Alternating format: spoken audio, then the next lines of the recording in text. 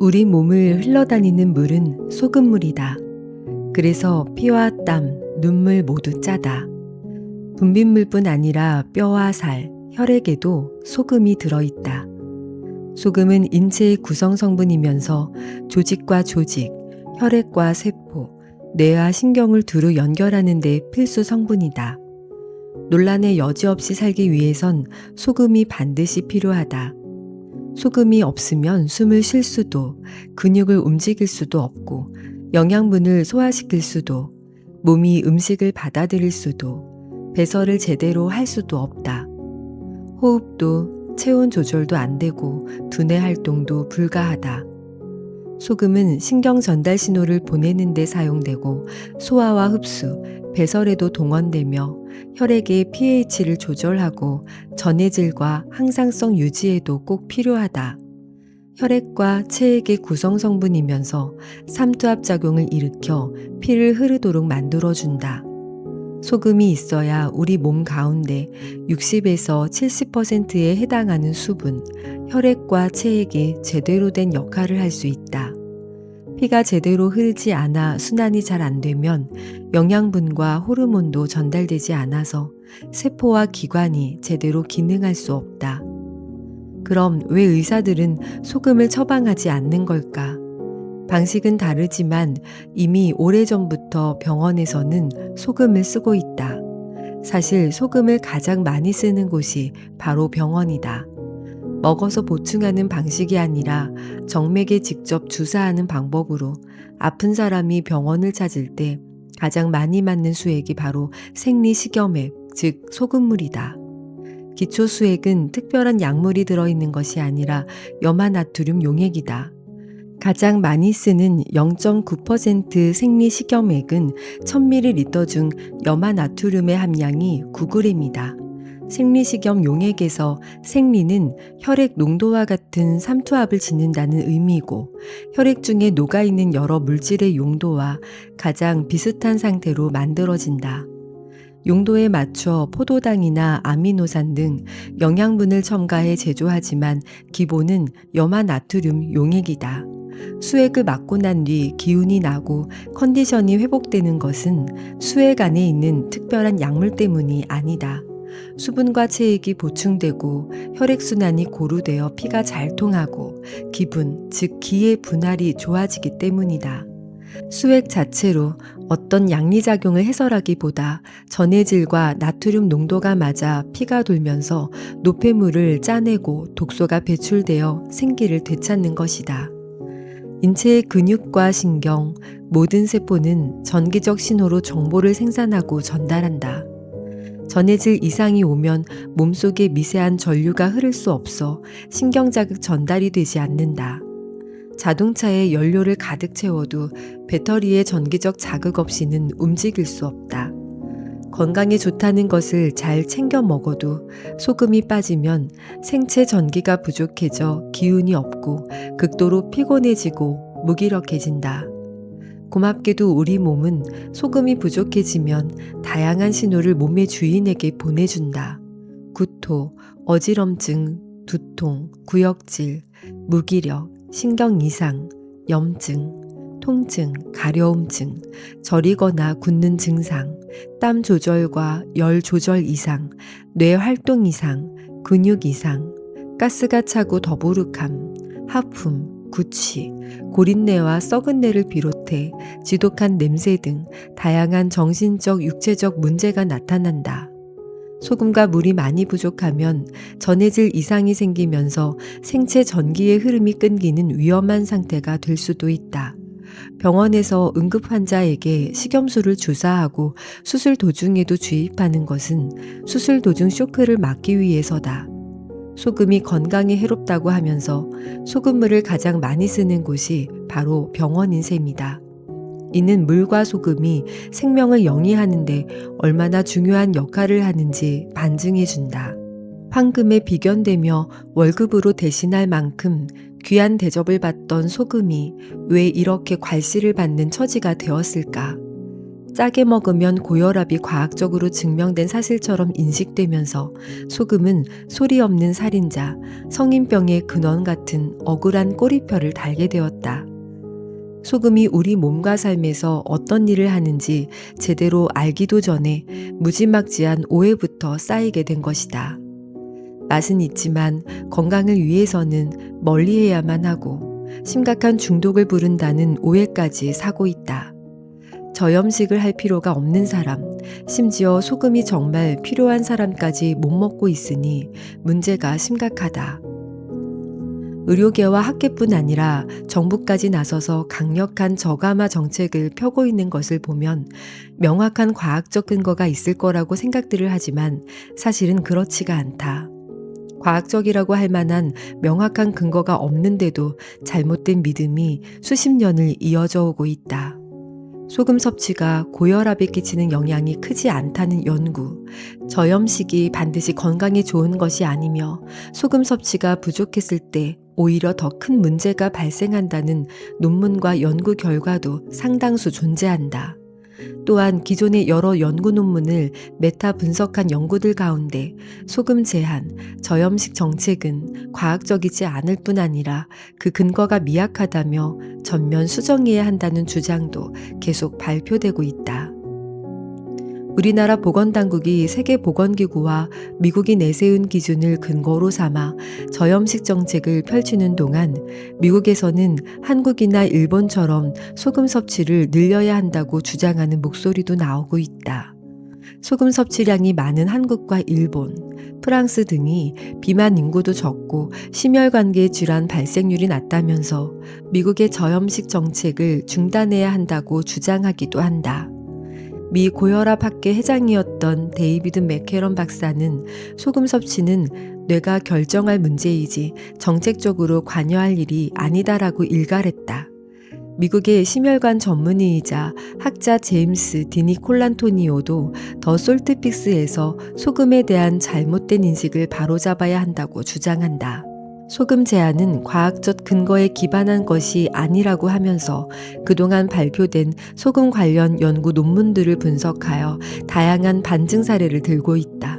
특히 그는 소금 섭취가 많은 나라들에서 오히려 고혈압, 관상동맥, 심혈관계 질환 발병률이 낮고 그에 따른 사망률도 매우 낮다면서 미국의 저염식 정책을 강도 높게 비판한다. 소금 제한이 마치 누구에게나 해당되는 건강 지침인 것처럼 학계와 정부, 보건당국이 주장해 왔지만 이는 사실과 전혀 다르며 죄책감을 버리고 진짜 건강을 위해서는 소금 섭취를 지금보다 늘려야 한다는 것이다. 세계보건기구는 하루 소금 섭취 권장량을 5g, 나트륨 2g 미만으로 정해 놓았는데 하루 섭취 권장량을 두고도 의견이 분분하다. 근거가 명확하지 않다는 이유 때문이다. 국내 학계에서도 이를 비판하는 학자들의 목소리가 점점 커지고 있다. 최수환 전북 의대 교수는 권장 섭취량이 기준이 되는 연구가 단기간의 소규모 임상실험을 바탕으로 한 것으로 근거가 미약하다고 주장한다. 세계보건기구에서 권장하는 하루 권장 섭취량을 우리가 그대로 따라야 하는지 의문이며 맹신하는 것도 문제가 있다고 지적하면서 한국인의 특성을 고려한 새로운 연구가 절실하다고 주장한다. 저염식이 건강에 좋다는 근거는 지극히 미약하며 그 반대 연구 결과도 많은데 나트륨 하루 2g 미만 섭취 제한은 고혈압, 당뇨 환자뿐 아니라 일반인에서도 심혈관계 질환의 사망률을 증가시킬 수 있다고 하면서 그는 저염식 식단을 제고해야 한다고 강조한다. 커피를 예로 든다면 한 잔만 마셔도 가슴이 벌렁거리고 손이 떨리며 밤을 꼴딱 새우는 사람들이 있다. 그렇다고 커피를 나쁘다고 말할 수 있을까? 반면에 하루 6잔 정도 마셔줘야 하루가 활기차고 쌩쌩하게 돌아가는 사람들도 있다. 그렇다면 커피가 좋은 것일까? 커피의 하루 권장량은 몇 잔이 적당할까? 평균을 계산해 3.5잔이라고 한다면 한 잔만 마셔도 가슴 벌렁거리는 사람에게는 과하고 6잔을 마시는 사람에게는 부족한 양이다. 평균을 선택했지만 그 누구도 만족시키지 못한다. 커피는 기호식품이니 안 먹고 살 수 있다고 쳐도 소금은 좀 다른 차원이다. 생존의 필수 물질인 소금은 안 먹고 살 수가 없다. 그동안 소금이 과다했을 때의 문제점만 부각시키느라 정작 소금이 부족했을 때 어떤 문제가 발생하는지에 대해서는 오랫동안 간과하고 지내왔다. 소금이 부족하면 생명이 위태로울 만큼 치명적일 수 있다. 소금이 없으면 숨을 쉬고 근육을 움직이고 심장을 뛰게 할 수 없다. 소화액이 분비되지 않으면 소화도 안 되고 어지럼증, 구토, 무기력, 불안, 염증, 저체온 등 신진대사와 혈액순환에 심각한 문제가 생긴다. 건강을 위해 저염식을 해야 한다고 주장하는 사람들 가운데 소금 대신 파, 마늘 같은 향신료나 과일 등으로 대체해 맛을 내거나 저염 요리법을 전파하는 사람도 있다. 파, 마늘, 후추, 과일청 등은 소금이 아니다. 매운맛과 짠맛은 전혀 다른 맛이다. 단맛으로 짠맛을 대체할 수는 더더욱 없다. 소금은 단지 짠맛을 내기만 하는 조미료가 아니다. 안 좋은 냄새를 눌러주고 기름기를 빼내고 조직을 탱글거리게 하고 연하게도 해준다. 맛과 풍미, 식감을 바꿔놓는다. 간의 핵심은 소금이다. 소금이 필요한 사람에게 소금 아닌 다른 것들은 대체제가 될 수 없다. 염분을 줄이기 위해 엉뚱한 것들을 애둘러 먹다 보면 결국 우리 몸은 그 소금기를 채우기 위해 끊임없이 다른 음식을 찾게 된다. 배가 부른데도 뭔가 부족하다고 여겨 자연스레 과식이나 폭식으로 이어진다. 저염식을 주장하는 쪽에서는 인간이 살아가는데 아주 적은 양의 소금으로도 충분하다고 말한다. 그저 숨 쉬며 생존만 한다면 가능한 양일 수 있겠다. 그러나 우리는 현실에서 단순한 생존을 넘어 생활을 해야 한다. 생활 세계에서 우리는 일하고 공부하고 사랑하고 창조하고 스트레스도 엄청나게 받는다. 그 모든 활동에 에너지가 필요하고 쓰고 난 뒤에 짜내고 닦아내야 할 노폐물도 그만큼 많다. 몸으로 들어오는 것 못지않게 밖으로 배출해야 할 것이 쌓여간다. 소금은 그런 찌꺼기를 뿜어 땀이나 소변을 통해 밖으로 짜내고 빼낸다. 며칠 전에 먹은 염분이 그대로 몸에 쌓여 있는 것이 아니다. 채워지면 쓰고 또 밖으로 빼내면서 끊임없이 순환한다. 보통 하루에 10.5g에 달하는 염분이 소변과 대변, 땀으로 빠져나가는 것으로 알려져 있다. 생활 습관이나 사는 지역, 하는 일, 체질 등에 따라 소금의 필요량도 다를 수밖에 없다. 커피를 달고 사는 사람이라면 카페인의 이뇨작용으로 인해 소변 배출이 더 심하다. 수분과 함께 빠져나가는 나트륨 양도 상당하다. 요즘은 보통 하루에 커피 2-3잔 이상을 마시다 보니 카페인의 이뇨작용으로 몸속에 있던 수분과 함께 염분도 대량 빠져나간다. 카페인은 커피에만 있는 것이 아니다. 차나 요즘 많이 마시는 에너지 음료, 심지어 처방약에도 카페인이 들어있다. 그러다 보니 손실되는 물과 소금의 양이 상당하다. 이런 패턴이 계속되면 몸속은 만성적인 탈수 상태가 될 수밖에 없다. 해독주스로 불리는 과채주스에는 상당량의 칼륨이 있다. 과채주스를 열심히 먹으면서 염분을 섭취해주지 않으면 나트륨과 칼륨의 균형이 깨진다. 이런저런 물이나 음료를 마셔서 수분 섭취가 많은 것 같지만 몸속 염도를 맞춰 항상성을 유지하려는 몸은 자연스럽게 수분도 배출할 수밖에 없다. 염분이 충분치 않는 몸은 물을 보유할 수가 없다. 상황이 이토록 다양한데 그 사람의 생활 속 맥락은 고려하지 않고 하루에 몇 그램을 먹어야 하며 그 이상은 안 된다고 어떻게 단정 지을 수 있을까? 소금 섭취는 정책으로 결정할 문제가 아니라 각자의 자연스러운 요구에 따라 몸이 스스로 조절할 일이다. 사람마다 입맛이 다르고 맛있다고 느끼는 간 역시 다르다. 좀 짜게 먹어도 괜찮다. 아니, 짜게 먹어야 괜찮다. 당긴다면, 내 몸이 필요로 한다면. 피와 땀, 눈물처럼 우리 몸 안팎을 연결하는 구멍에서 나오는 분비물은 모두 짠맛이다. 짠맛은 짜는 힘, 짜내는 기운이다. 살다 보면 몸에 어떤 식으로든 찌꺼기가 쌓이기 마련이다. 묵은 감정, 응어리, 낡은 생각, 대사작용을 하고 남은 노폐물 등을 짜내야 살 수 있다. 눈물과 땀을 흘리지 않고 몸속에 쌓아 놓으면 결국 썩을 수밖에 없다. 신장과 방광에서 소변으로 짜내고 땀, 눈물, 콧물, 분비물로 짜내야 살 수 있다. 중금속, 유독가스, 지방, 체내 독소, 오염물질 등 온갖 찌꺼기도 밖으로 짜내야 한다. 이런 낡고 탁한 것들을 몸 밖으로 잘 짜내려면 힘이 필요하다. 혈관을 통해 온몸 구석구석 산소와 영양분을 공급하고 쓰고 난 것은 회수해 밖으로 내보내는 힘이 필요하다는 말이다.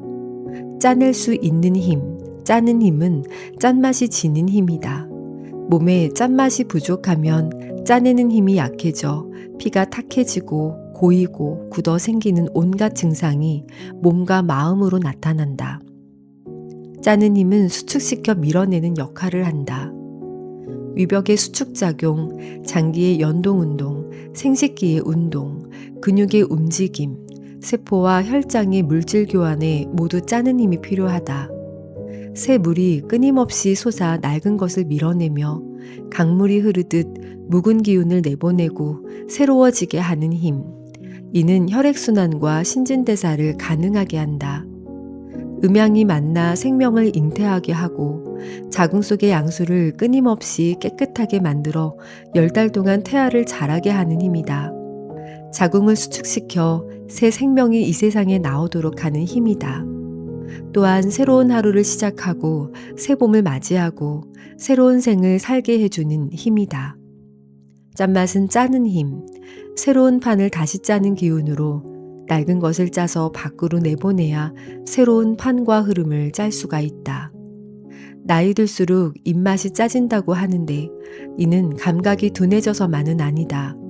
생명활동이 왕성할 때는 짜내는 힘도 좋지만 나이 들수록 물기가 부족해지고 굳으면서 짜내는 힘이 약해진다. 전립선 이상, 요실금 등이 생겨 소변 조절이 안 되고 침이 마르거나 땀 조절이 안 되며 눈이 시려 눈물은 흐르고 생식기의 분비물은 말라간다. 수분이 부족해져 호르몬이나 소화액 분비도 잘 되지 않는다. 살면서 쌓인 원통함이나 후회, 회한 등으로 메말라가면서 뇌는 사막처럼 되기도 한다. 수분은 염분과 함께 움직인다. 염분이 있어야 수분이 조절된다. 짜게 먹는 것은 가난한 시절에 생긴 습관 때문이 아니라 실제 짜내는 힘이 더 많이 필요해 생기는 자연스러운 현상이다. 몸속 기관뿐 아니라 뇌에도 독소가 쌓이면 치매나 뇌혈관 질환이 생길 수 있다. 찌꺼기가 많아 점성이 높아진 혈액을 밀어내려면 혈압 역시 그만큼 높아질 수밖에 없어 나이가 들면 어느 정도 혈압이 높아지는 것이 자연스러운 현상이다. 짠맛이 들어가야 메말라가던 몸이 수분을 품을 수 있다. 소금은 물과 함께 찌꺼기를 짜내고 깨끗하게 정화시킨 혈액을 다시 몸으로 돌려보낸다. 몸에 염분이 부족하면 물도 먹히지 않아서 수분을 충분히 섭취할 수가 없다. 억지로 수분 섭취를 한다고 해도 몸은 체액의 전해질 농도를 깨지 않기 위해 바로 물을 배출해버린다. 소변만 자주 마려운 것이다. 소금기가 부족하면 흐르지 못하고 고이고 굳어 썩는다. 몸속에 덩어리가 생기거나 괴사가 일어나기도 한다. 억지로 마시려고 해도 물이 잘 넘어가지 않는다. 소금과 물이 부족해지면 찌꺼기와 노폐물은 더 많이 쌓이고 혈관이 막히기도 한다. 정신적 스트레스로도 혈관이 막힐 수 있는데 현대인은 혈관이 막히거나 심장박동 이상으로 목숨이 위태로워질 수도 있다. 몸속에 짠 기운 염이 부족하면 염증이 된다. 위염, 대장염, 비염, 중이염, 전립선염, 치주염 등 부위를 달리하면서 이곳저곳에 염증이 생긴다. 찌꺼기를 짜내고 새로워지지 못하면, 흐르지 못하면 결국 죽은 것과 마찬가지다. 생명은 끊임없이 새로운 세포로 교체되며 그 어떤 것도 계속 그 자리에 머물러 있는 것은 없다.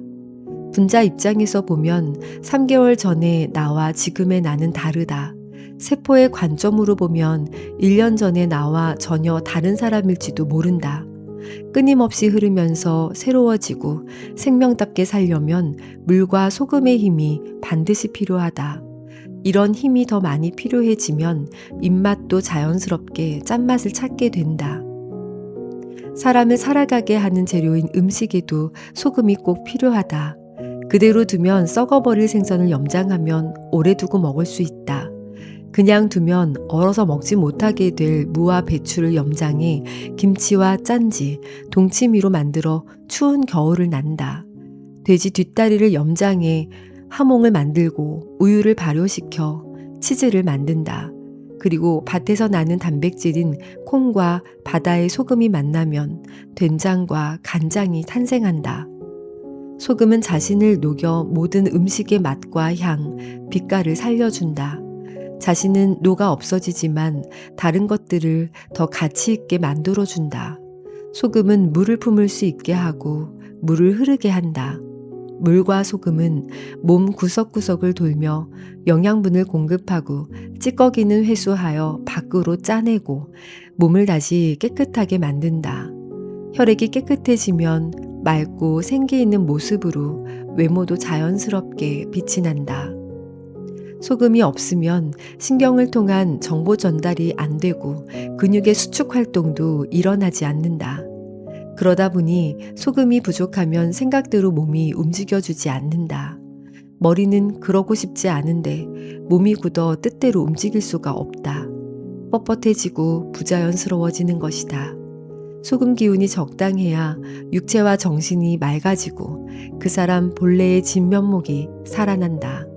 소금을 둘러싼 가장 큰 오해 가운데 하나가 바로 소금과 고혈압의 관계다.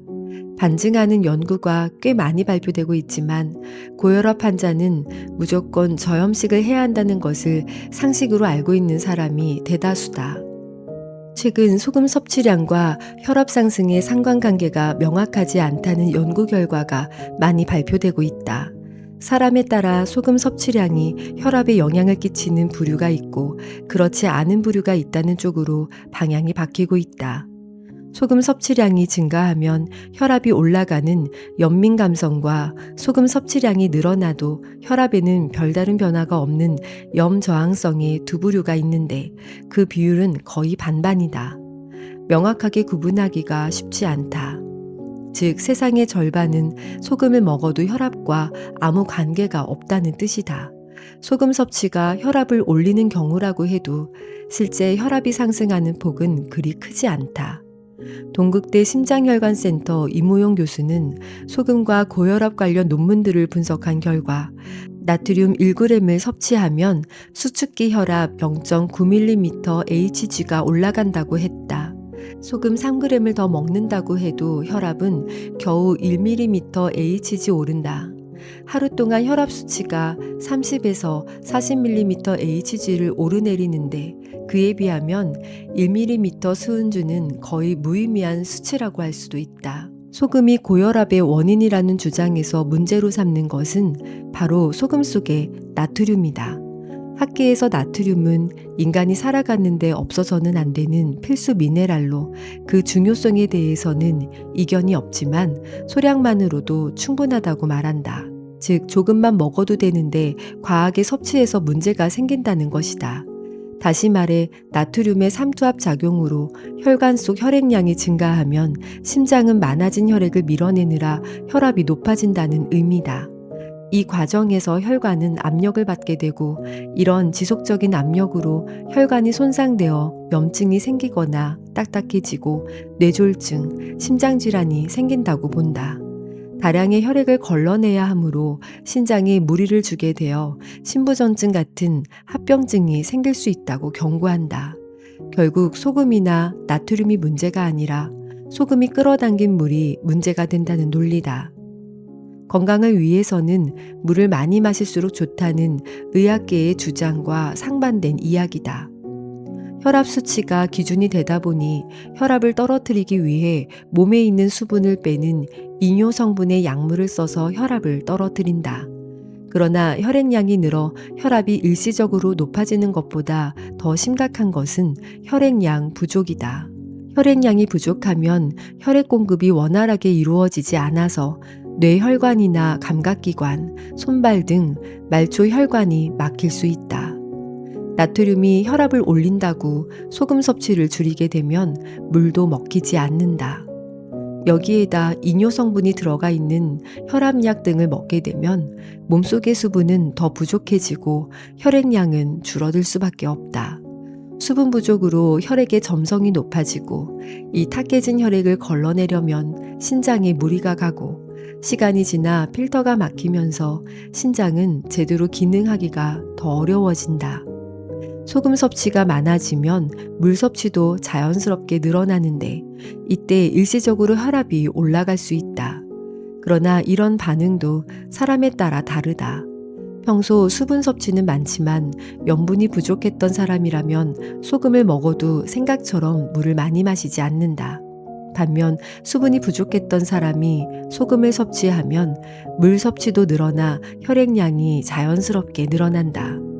이 과정에서 일정 기간 혈압이 높아질 수 있지만 이것은 병적인 것이 아니라 생리적인 필요에 따른 것이다. 시간이 지나면서 몸이 스스로 수분과 염분의 균형을 찾으면 자연스럽게 조절되므로 크게 걱정할 일이 아니다. 늦게 라면을 먹고 자면 아침에 퉁퉁 부어 있지만 일어나 움직이다 보면 몇 시간 지나 붓기가 빠진다. 몸은 염분이 들어오면 그만큼의 수분을 보유하려고 한다. 그 조정 과정에서 부은 것처럼 보일 수 있지만 그리 심각한 문제는 아니다. 특히 평소에 몸이 냉해서 순환이 잘 되지 않는 사람은 붓는 정도가 심할 수 있어 걷는 운동이나 찜질 등으로 몸을 따뜻하게 해주면 소금 섭취가 늘어나도 붓는 일이 없고 혈압에도 영향을 미치지 않는다. 우리 몸은 항상성 유지를 위해 스스로 체액을 일정한 농도로 맞춘다. 이 과정에서 불필요한 수분과 염분은 소변이나 땀으로 배출된다. 수박을 먹고 나서 소변으로 엄청난 양의 수분을 밖으로 빼내는 것처럼 몸속 바다는 수분과 염분의 비율을 조절해 항상성을 유지한다. 사실 고혈압과 소금 섭취량은 크게 관계가 없으며 특히 혈압이 정상인 사람은 아무리 소금 섭취를 줄여도 혈압에 변화가 없다. 일부 고혈압 환자나 노인은 소금 섭취가 늘수록 혈압이 올라가는 경향이 있지만 혈압 수치를 내리려고 소금 섭취를 줄인다면 다른 심각한 문제를 불러올 수 있다는 반론도 만만찮다. 최근에는 고혈압 환자들이 소금 섭취를 줄였을 때 오히려 심장질환, 심장마비 확률이 더 높아진다는 연구 결과를 비롯해 소금 부족의 위험성을 경고하는 연구가 늘고 있다. 소금의 하루 필요량에 대해서는 의견이 분분하다. 사실 아프리카 사람과 극지방 사람, 주로 육식을 하는 사람과 채식 위주인 사람에게 똑같은 양의 염분 섭취를 권장하고 있다. 그러나 기후와 토질 등 자연 환경과 먹는 음식에 따라 사람마다 소금 섭취량이 달라야 한다. 추운 지역은 땀을 많이 흘리지 않아서 상대적으로 소금이 많이 필요하지 않다. 소금기가 많은 물고기를 주식으로 하는 에스키모인은 소금을 따로 먹지 않는다. 반면 땀을 많이 흘리는 더운 지역에 사는 사람들은 염분 섭취가 많은 편이다. 추워서 열량이 많이 필요한 지역에 사는 사람들은 당연히 지방 섭취가 많다. 이렇듯 사는 지역의 풍토와 생활 양식에 따라 필요한 것을 필요한 만큼 먹어야 한다. 일본과 포르투갈 사람들은 지역에 따라 하루 20에서 30g 이상의 소금을 먹는 사람도 있다. 우리나라도 지역마다 음식의 특색이 있다. 영호남 지방으로 가면 간이 센데 날이 추운 이북 지역의 음식은 심심한 편이지만 날이 더운 남쪽은 짜게 먹을 수밖에 없다. 소금 섭취량은 계절과 날씨, 지역과 연령, 하는 일에 따라 달라지는 것이 당연하다. 공장에서 똑같이 찍어낸 자동차도 하루 연료 사용량이 다르다. 이 세상에 같은 몸은 하나도 없다. 그럼에도 전 인류의 기준을 하나로 표준이라고 할 만한 하루 섭취량을 정할 수 있는 걸까? 개인까지는 아니더라도 최소한 지역이나 국가, 인종, 연령에 따라 다른 연구가 필요해 보인다. 소금 섭취량을 인위적으로 정해놓고 거기에 맞추는 것이 가능하지도 않겠지만 그렇게 한다고 해서 건강해질지도 의문이다. 표준, 정상으로 정한 숫자를 기준 삼아 각종 수치에 일희일비하는 동안 사람들은 정작 자기 몸에서 일어나고 있는 일에는 둔감해졌다. 우리는 통계 속에 이름 없는 남녀가 아니다. 수십 명에서 많게는 수만 명까지 통계와 그래프 속에 포함되어 있다는 그 남녀는 과연 누구일까? 미국, 영국, 백인, 흑인, 통계 속에 등장하는 특정 지역의 일부 남녀가 나를 대표할 수 있을까? 덥고 습한 경상도 분지에서 태어나 찜통 더위 속에서 땀 흘리며 사는 40대의 그와 춥고 건조한 이북지방에서 살고 있는 20대의 그녀는 과연 하루에 같은 양의 소금을 섭취해야 할까? 몸은 하루에 소금을 얼마 먹어야 한다라고 정해주면 그대로 따르는 기계가 아니다. 전문가가 이것은 먹고 저것은 먹지 말라고 말해주면 그대로 따라야 하는 수동적 대상이 아닌 것이다. 살아있는 생명은 적극적이고 능동적으로 필요한 것을 필요한 만큼 스스로 찾아 취한다. 우리나라 사람의 하루 소금 섭취량이 12.5g이라는 통계가 있다.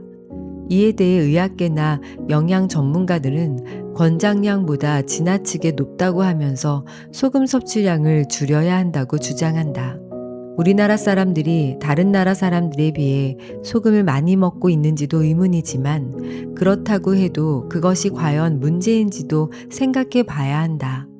국내 학계에서는 우리가 기준으로 삼고 있는 WHO 권장량이 우리나라 사람에게 합당한지에 대한 연구는 찾아보기 어렵다. 한국인의 식사 패턴에 따른 조사와 연구가 필요하다라고 말한다.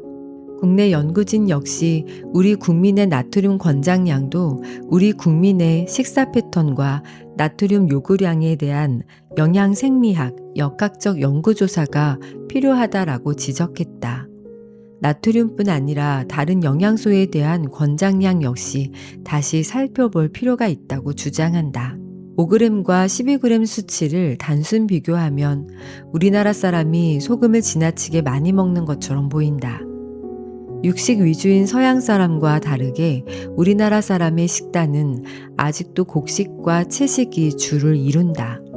육식하면 고기의 염분을 자연스럽게 섭취하지만 곡식과 채식을 주로 하는 사람은 따로 염분을 섭취하지 않으면 안 된다. 우리의 식사는 밥, 국, 김치가 기본이다. 특히 우리나라 사람들이 즐겨 먹는 김치나 장아찌, 나물무침 등은 나트륨 못지않게 칼륨 함량이 많다. 두 가지의 균형 관계를 비교할 때 단순히 나트륨 함량만을 따져서 과다 섭취라고 말할 수는 없다. 우리가 즐겨 먹는 국물과 찌개에 나트륨이 많다고들 하는데 이것 또한 그렇지 않다. 우리가 즐겨 먹는 국은 국물과 함께 먹기 때문에 물에 염분이 녹아있는 형태다. 소금물의 농도로 따진다면 물에 희석되어 오히려 염도가 낮아지는데 단순히 그 속의 나트륨 양만 계산하는 것은 옳지 않다. 동일한 3g의 소금이라도 1000ml의 물과 100ml의 물에 녹아있는 경우 그 농도는 10배 차이가 난다. 나트륨 섭취 주범 1위인 김치는 나트륨 못지않게 칼륨도 많다. 칼륨은 나트륨과 함께 전해질의 주성분이고 나트륨과는 보완 관계다. 인종, 풍토, 다른 식습관 등은 고려하지 않고 절대량만을 단순 비교하는 것은 문제가 있다. 이런 식단의 차이점은 고려하지 않은 채 하루 소금 섭취량을 똑같이 적용해야 하는 걸까? 나트륨 섭취량의 많고 적음은 절대량을 봐서는 알 수가 없다. 하루 최소 2-3잔 이상 마시는 커피는 카페인의 이뇨작용으로 몸속 수분을 밖으로 많이 배출한다. 소변으로 나트륨도 빠져나간다. 커피를 하루에 5잔에서 6잔 이상 마시는데 소금 섭취량을 제한한다면 어떻게 될까? 몸속은 수분이 말라버려 만성 탈수 상태가 될 것이다. 나트륨은 우리 몸의 수분을 조절해주고 소금 섭취는 물 섭취량과 밀접한 관련이 있다. 물은 많이 마실수록 좋다는 게 상식처럼 알려져 있다. 세계보건기구에서는 하루 2리터 이상, 즉 8잔에서 10잔 정도 마셔야 한다고 권장한다. 그렇다면 이를 근거로 염분량도 계산해 줘야 한다. 인체의 전해질 농도인 0.9%를 맞추려면 이론상으로 18g 이상 섭취해야 맞다. 소금 10g이 2리터에 녹아 있다면 0.5%이고 1리터라면 1%다. 물 섭취량은 고려하지 않은 채 소금 양만 단순 비교하는 것은 이치에 맞지 않다. 사실 소금 섭취량, 물 섭취 권장량은 수치만 정해져 있을 뿐 왜 그런 수치가 나왔는지에 대한 논리가 없다. 그럼에도 세계보건기구에서 정했으니 무조건 그 수치를 지켜야 한다는 것은 타당하지 않다. 항암 효과까지 인정받고 있는 우리 발효식품도 나트륨 섭취 권장량 기준으로 보면 모두 건강하지 않은 음식이다. 김치, 된장, 간장 모두 고혈압을 일으키는 주범이 되고 만다. 국물은 건더기만 먹어야 하고 김치도 몇 쪽으로 제한하고 설렁탕에 간을 해선 안 된다는 우픈 지침이 생기는 것이다. 우리는 우리나라의 나트륨 섭취량이 많다고 호들갑이지만 외국의 반응은 좀 다르다. 최근 미국의 의료 전문가들 가운데 저염식 정책을 중단하고 소금 섭취를 더 늘려야 한다고 주장하는 학자가 늘고 있다. 미국인 심혈관 전문의인 제임스 디니 콜란토니오는 소금 섭취가 많은 한국인들이 오히려 심혈관계 질환의 발병률이 낮고 그로 인한 사망률도 낮다는 연구 결과를 예로 들면서 미국도 저염식 정책을 중단할 것을 주장하고 있다.